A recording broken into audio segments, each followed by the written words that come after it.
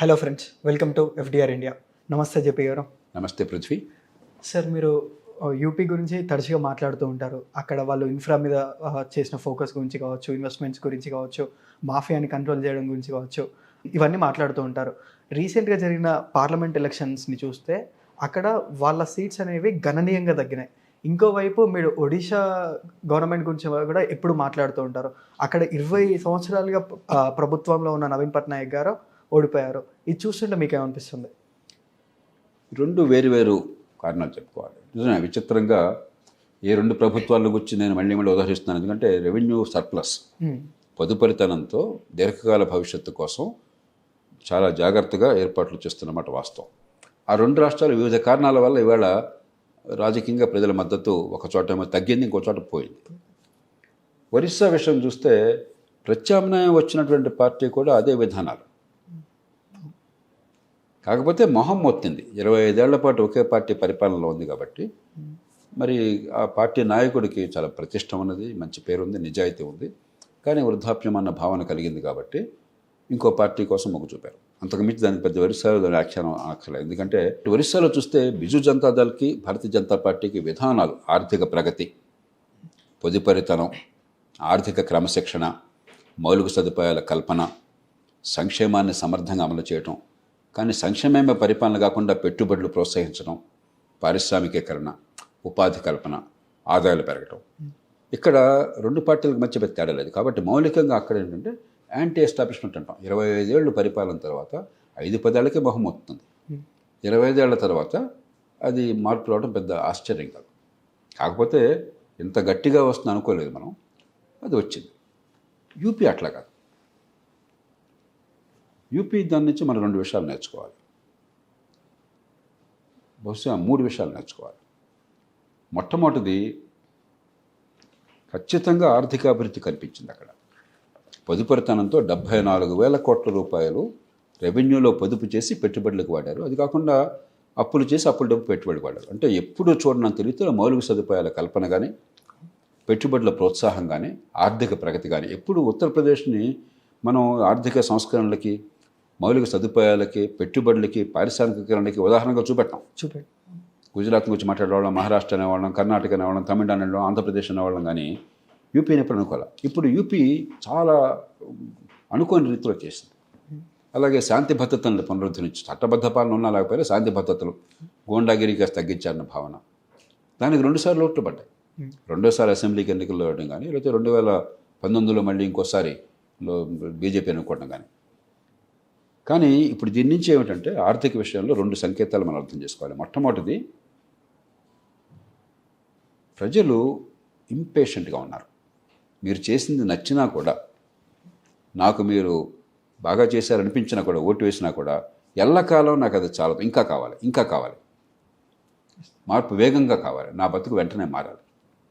ఉదాహరణకి కర్ణాటకలో ఏడాది క్రితమే చాలా హామీలు ఇచ్చి గ్యారంటీలు అన్న పేరుతో అధికారంలోకి వచ్చారు. హామీలు చాలా మేరకు అమలు చేశారు. లోక్సభ ఎన్నికల్లో 25 సీట్లలో 18 ప్లస్ వాళ్ళ అలయన్స్ కూడా కలిపితే 20-21 బీజేపీకి వారి మిత్రపక్షాలకు వచ్చింది. 6-7 మాత్రమే కాంగ్రెస్ దక్కింది. అంటే దానికి ఓటేశారు, ఆనాడు తైలాలు ఓటేశారు, అయిపోయింది. ఇప్పుడు కోపం వచ్చేసింది. తెలంగాణ 5 నెలల క్రితమే వచ్చింది. కర్ణాటక నుంచి తైలాలు ప్రకటించారు, డబ్బులు లేకపోయినా కూడా. కొన్ని అమలు చేశారు, కొన్ని చేస్తామని చెప్పి అంటున్నారు. 5 నెలలకే మొహం వస్తుంది. ఇంపేషెన్స్. వేగంగా మా జీవితాల్లో మార్పు రావాలి. కాబట్టి తైలాలు ఇచ్చినా కూడా ఒక్కసారి ఫలించవచ్చు, కానీ దీర్ఘకాలం ఫలించవచ్చు. స్పష్టంగా ప్రతి సంకేతం వస్తుంది. ఉదాహరణ కల్పిస్తున్నాను.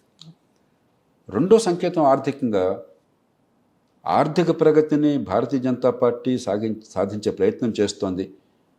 పొదుపరితనం పాటిస్తోంది, పెట్టుబడులు బాగా పెడుతోంది, పెట్టుబడిని మౌలిక సదుపాయాలు కల్పిస్తోంది, పెట్టుబడులను ప్రోత్సహిస్తోంది అని అందరూ ఒప్పుకుంటున్నారు. కాస్త కొన్ని విధానాల్లో చర్చ ఉండొచ్చు, విమర్శ ఉండొచ్చు, కానీ మొత్తం మీద అనుమానం లేదు.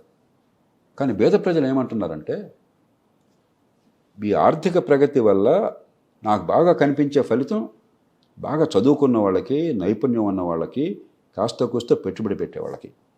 నాకు అది కనిపించట్లా, నా జీవితంలో అనుకున్నంత మార్పు కనిపించట్లా. ఇప్పుడు మనకి ఎలాగైతే ఒక సముద్రం ఆటుపోట్లు వచ్చినప్పుడు పోటెత్తినప్పుడు సముద్ర మట్టం పెరుగుతుంది. పెరిగినప్పుడు ప్రతి పడవ కూడా పైకి లేస్తుంది. ఆర్థిక ప్రగతి కూడా అంతే. ఆర్థిక ప్రగతి వల్ల ప్రతి ఒక్కళ్ళ కుటుంబాలు కొంత పెరుగుతాయి, బాగుపడతాయి. కానీ నైపుణ్యము, పెట్టుబడి, పట్టణీకరణ 3 నైపుణ్యం బాగా ఉంటే, స్కిల్ ఉంటే, నిజమైన నైపుణ్యం, ఊరికి ఉత్తుత్తి కాగితాలు డిగ్రీలు కాదు, పెట్టుబడి ఉంటే, పట్టణాల్లో నగరాల్లో నివాసం ఉంటే వాళ్ళు తొందరగా ఎదుగుతారు ఆర్థికంగా. ఆ అవకాశం లేనటువంటి గ్రామీణులు, చదువు కాగితం మీద ఉన్నా కూడా నైపుణ్యం లేని వాళ్ళు, పెట్టుబడి లేని వాళ్ళు ఎదుగుతుంది. కానీ జీవితం కొంచెం బతుకు కొంత బాగుపడుతుంది. కానీ గతంతో పోలిస్తే అనుకున్నంత మిగతా వాళ్ళతో పోలిస్తే పెరగదు. కాబట్టి ఈ సంకేతం ఏంటి ఇప్పుడు?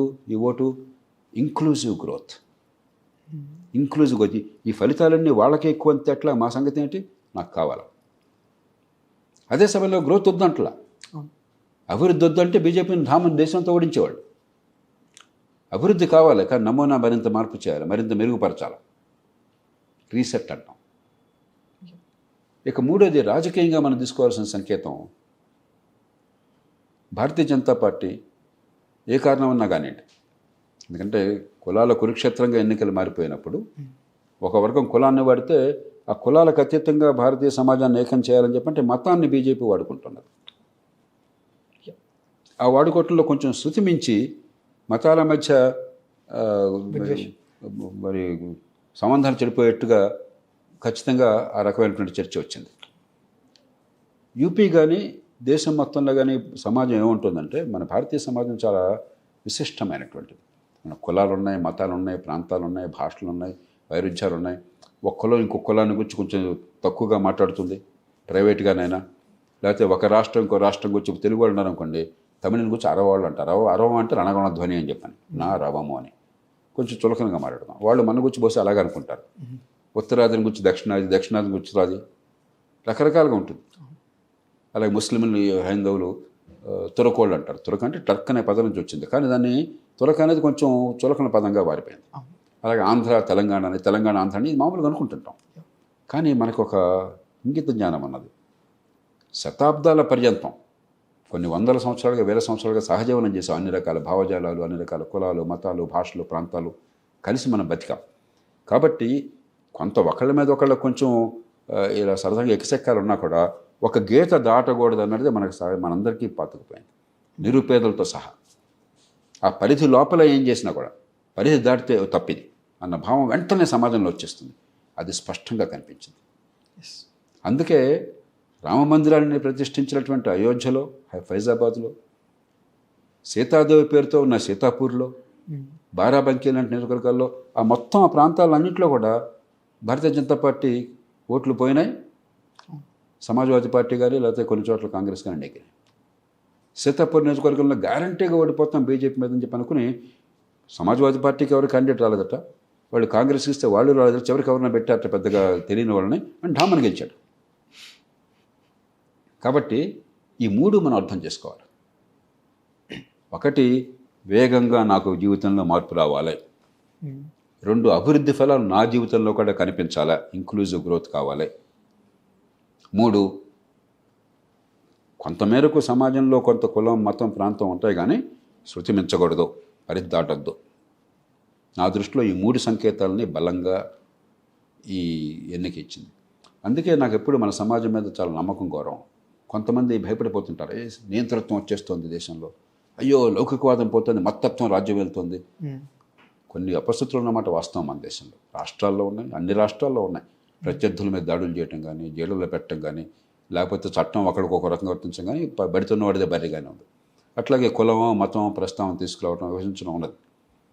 కానీ నా నమ్మకం మొట్టమొదటి నుంచి కూడా ఈ దేశంలో ప్రజాస్వామ్యాన్ని, లౌకికవాదాన్ని కాపాడుతున్నది పార్టీలు కాదు, సామాన్య ప్రజలు. మళ్ళీ ఒకసారి అద్భుతంగా రుజువైంది. 1977లో ఎవరు అనుకోలే, నియంతృత్వాన్ని నుంచి అక్కడ డబ్బు ఉన్నవాళ్ళు కాదు, ఖరీదైన వాళ్ళు కాదు, తెలివైన వాళ్ళు కాదు, సామాన్య ప్రజలు, ఉత్తరాది రాష్ట్రాల్లో ఉన్న సామాన్య ప్రజలు. అంచేత మళ్ళీ మన సమాజంలో ప్రజాస్వామ్య భావన ఎంత బలంగా ఉందో, ప్రపంచం అంతా కూడా ఈ దేశం నాశనం అయిపోతుందని చెప్పారు. అదేం కావట్లేదయ్యా, అంత తక్కువ కంగారు పడద్దని నేను నాలాంటి వాళ్ళని చెప్పాం.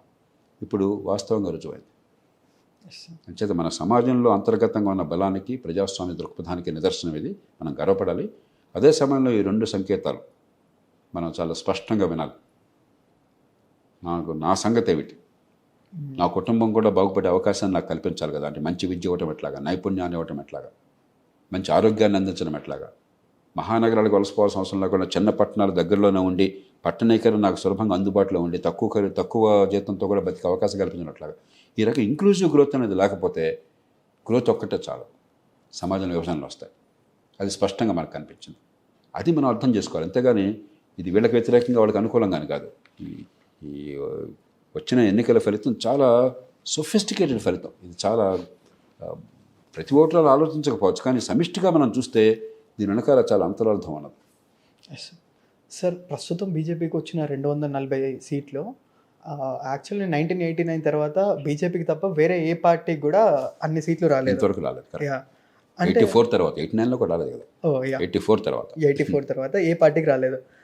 ఇంకో సైడ్ చూస్తే వేరే పార్టీస్ 2004 ఎలక్షన్స్లో కావచ్చు, 2009 ఎలక్షన్స్లో కావచ్చు, 14లో కావచ్చు, 19లో కావచ్చు, వేరే పార్టీస్ ఫ్రీబీస్ అనౌన్స్ చేస్తున్నాయి. ఒక రకంగా ప్రజల దృష్టిలో బీజేపీ దాని డిఎన్ఏ ఎకనామిక్ గ్రోత్ అనే ఒక సీరియస్ ఒక మెసేజ్ని బయటికి పంపింది. ఇప్పుడు బీజేపీకి వచ్చే సీట్లు కావచ్చు 2014 కావచ్చు, 2019 కావచ్చు, ఇప్పుడు 2024 క్లియర్గా కావచ్చు, చూస్తుంటే ప్రజలు ఎకనామిక్ గ్రోత్కి ఓటేస్తున్నట్టు కనిపిస్తుందా? ఖచ్చితంగా ఈ దేశంలో అన్ని వర్గాలలో సంపన్న వర్గాలు, పేదలు, పట్టణీకులు, గ్రామీణులు, బాగా చదువుకున్న వాళ్ళు, చదువుకునే వాళ్ళు అందరిలో కూడా ఆర్థిక ప్రగతి కావాలన్న భావం అంతర్లీనంగా ఉంది. ఎందుకంటే ఈ టెలిఫోన్లు ఒకప్పుడు టెలిఫోన్ అనేది ఊహించేవాళ్ళం కదా, ఇవాళ అందరి చేతుల్లో ఉన్నాయి. ఇది ఆర్థిక శాస్త్రం అధ్యయనం కాకపోయినా కూడా ఈ టెక్నాలజీ రావటం వల్ల, పెట్టుబడులు రావటం వల్ల, ఆర్థిక ప్రగతి సావటం వల్ల మనకు వచ్చిందని చెప్పి అందరికీ అర్థమవుతుంది. దాని విలువ అర్థమవుతుంది. యూపీఐ వాడు భారతదేశంలో వాడినంత ప్రపంచంలో ఎక్కడా వాడాల. ఇంత పేద దేశం, ఇంత తక్కువ చదువు ఉన్న దేశం, ప్రపంచం మొత్తాన్ని శాసిస్తున్నాం యూపీఐ విషయంలో. ఉదాహరణకి నాకు గుర్తున్నంత వరకు ఈ మధ్య నెలలో దాదాపు 12 లక్షల కోట్ల రూపాయలు యూపీఐ ట్రాన్సాక్షన్లు జరిగినాయి ఒక నెలలో. అంటే ఏడాదికి 1.5 కోట్ల రూపాయలు. అంటే మన జీడిపిలో సగం, దేశ జాతీయ ఉత్పత్తిలో సగం యూపీఐ ద్వారా అవుతుంది. దానిలో అత్యధికం పేదల నుంచి అవుతుంది. ఇవన్నీ కూడా అభివృద్ధి వల్ల, టెక్నాలజీ వల్ల అని అర్థమవుతుంది రకరకాల రూపాల్లో. కాబట్టి ఖచ్చితంగా అభివృద్ధిని కాదన్నట్టయితే డామని బీజేపీని ఓడించేయాలి. కానీ ఈ అభివృద్ధి నమూనా మరింత మెరుగుపరచాలి. ఈ ఫలితాలు నాకు కూడా అందాలి, మరింత ఎక్కువగా అందాలి. ఇప్పుడు అంతున్నాయి ఓకే, కానీ చాలవు. ఇందాక అనుకున్నాం మనం, పట్టణీకులు, డబ్బున్న వాళ్ళు, బాగా నైపుణ్యం, నిజమైన విద్య పొందే అదృష్టం ఉన్నవాళ్ళు. మిగతా వాళ్ళకి ఏమవుతుంది, దేశంలో పేరుకు స్కూళ్ళు ఉన్నాయి, డబ్బులు ఖర్చు పెడుతున్నాం, కానీ మేధస్సు వికసించే విద్య రావట్లే 170 మందికి. నేను మళ్ళీ ఎన్నోసార్లు చెప్తున్నాను. అది రాకపోతే సర్టిఫికేట్ చూసేవాళ్ళని జీతం ఇస్తాడా మీకు? పని చేస్తే కదా, మీరు చేసే పని వల్ల నాకు లాభం కలిగితే కదా. మిమ్మల్ని ప్లంబర్గా పెట్టుకున్నాను, ప్లంబింగ్ జరగాలి కదా. ఎలక్ట్రీషియన్ పెట్టుకున్నాను, ఎలక్ట్రిసిటీ ఏంటో తెలియాలి కదా మీకు. కార్పెంటర్గా పెట్టుకున్నాను, కార్పెంటరీ చేయాలి కదా. నాకు ఫర్నిచర్ తయారు చేయాలి కదా.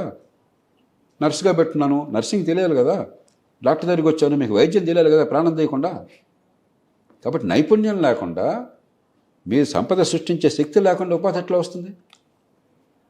కాబట్టి ఆ నైపుణ్యం ఎప్పుడైతే పేదలకు అందటం లేదో,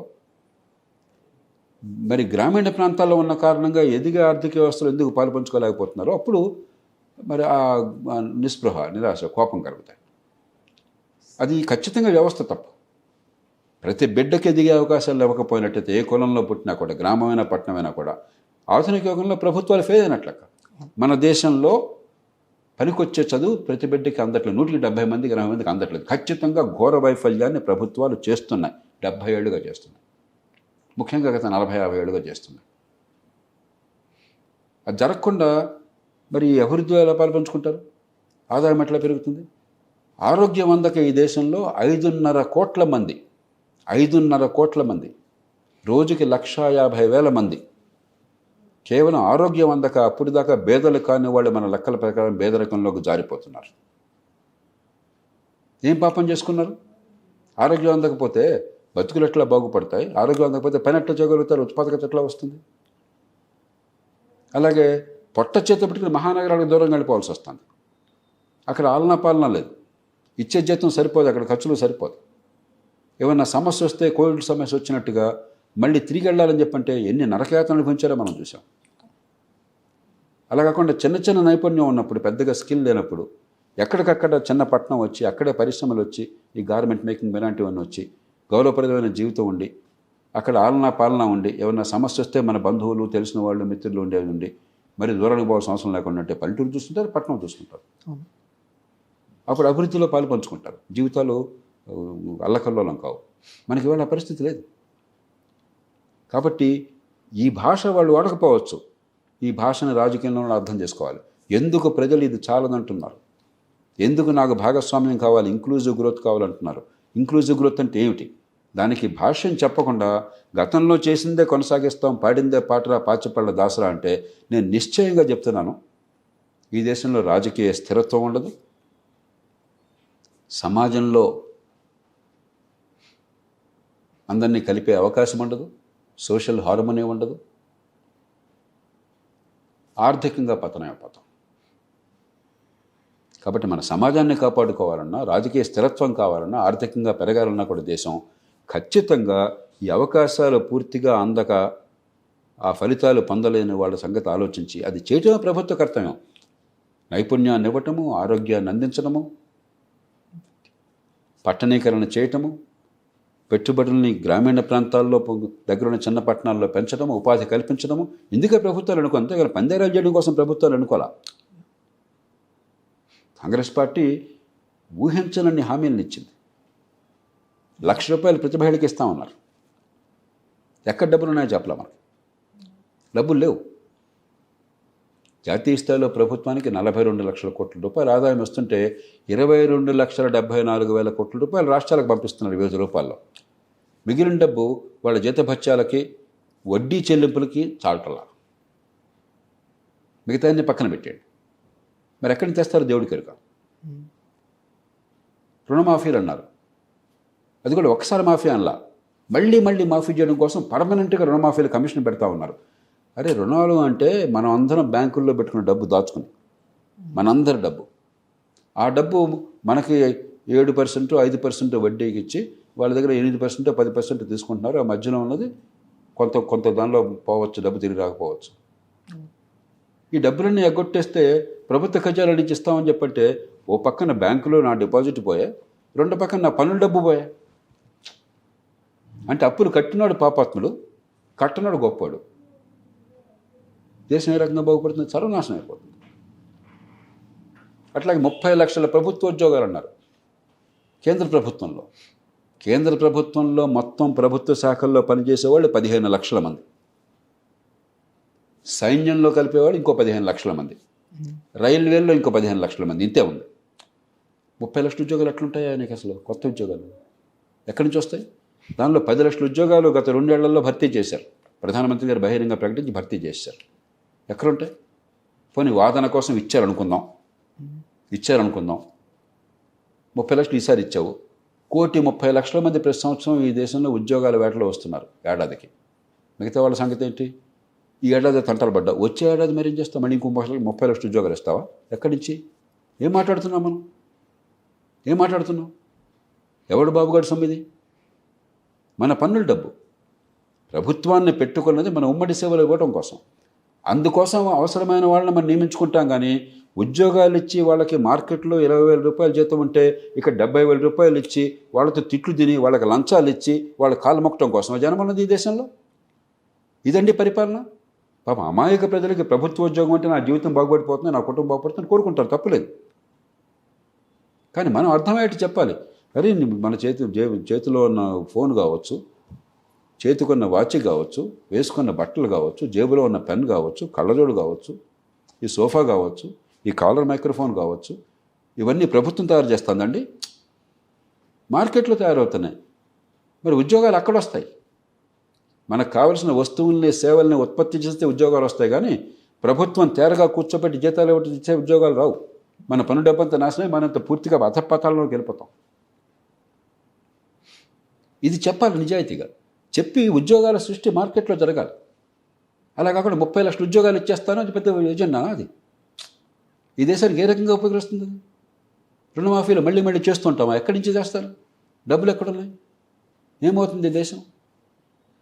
పాత పెన్షన్ పద్ధతి మళ్ళీ పెడతారా? అగ్నివీర్ ఎందుకు వచ్చింది? పెన్షన్లు భరించలేక, పెన్షన్లు అవసరం లేకుండా తాత్కాలిక ఉద్యోగుల అవసరంగా వచ్చింది. దాని పరిష్కారం చూడకుండా, అంచేత ఆర్థిక క్రమశిక్షణ లేకుండా, సంపద పెంచకుండా, ఉపాధి కల్పన లేకుండా దేశ భవిష్యత్తు అంధకారం అవుతుంది. అదే సమయంలో సామాన్యులకి ఈ ఆర్థిక వ్యవస్థలో అవకాశాలు పెంచకుండా, పెరుగుతున్న ఆర్థిక వ్యవస్థలో ప్రతి వాళ్ళకి ఆదాయాలు పెరిగే మార్గం కల్పించుకోవాలంటే నైపుణ్యము, పట్టణీకరణ, మంచి ఆరోగ్యము అందించకుండా ఇది కొంతమందికి ఫలితాలు ఎక్కువ వస్తాయి. కాబట్టి ఆ సమన్వయం చేయాలి. ఆ దృష్ట్యా వెళ్ళాలి తప్ప మనం ఏదో తాత్కాలికంగా ఓటు కోసమే చేస్తే, మరి కర్ణాటకలో హామీలు ఇచ్చారు, ఒకసారి ఎన్నికల్లో గెలిచారు, ఏడాది పోగానే 28 సీట్లు 21 ఎన్నో ఎన్డీఏ కూటమికి వెళ్ళినాయి. అవి ఇచ్చిన ఒకసారి వస్తుంది అంతే, రెండోసారి మళ్ళీ కోపం వస్తుంది జనానికి. తెలంగాణలో హామీలు ఇచ్చారు, కొన్ని అమలు చేశారు, 5 నెలలు అయింది, సగం సీట్లు బీజేపీకి వెళ్ళినాయి. ఇది చూసి నేర్చుకోకపోతే ఎట్లాగా? అసలు రేపన్నది లేనట్టుగా ఈ పూట ఎట్లా కోట్ల అధికారంలోకి వస్తే చాలు, రేపు పొద్దున సర్వనాశనంగానే అనుకుంటే ఎట్లాగా? అది కాదు పద్ధతి. ఈ మ్యాండేట్ని మనం సరిగ్గా అర్థం చేసుకోవాలి. దేశ వినాశనం కోసం కాదు, దేశ ప్రజల భవిష్యత్తు కోసం. Thank you sir. Thank you friends.